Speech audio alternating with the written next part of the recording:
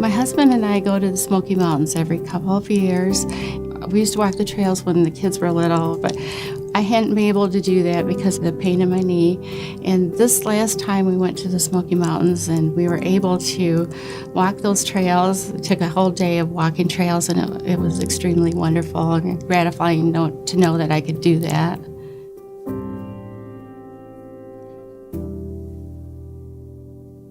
When I was 13, I was playing with the neighborhood kids, and we were playing football, and my knee popped out of place, dislocated, and it was really painful. And after it did that when I was 13, it just done it maybe a couple times a year.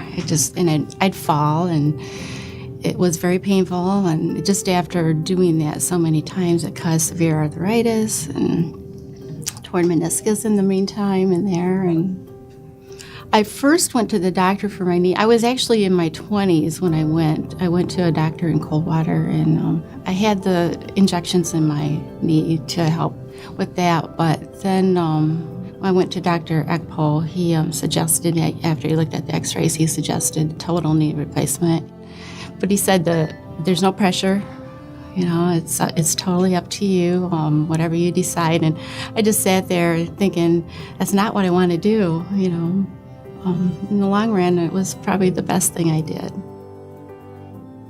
Now when I look back now, I can't believe that I'm doing as well as I am right now, because to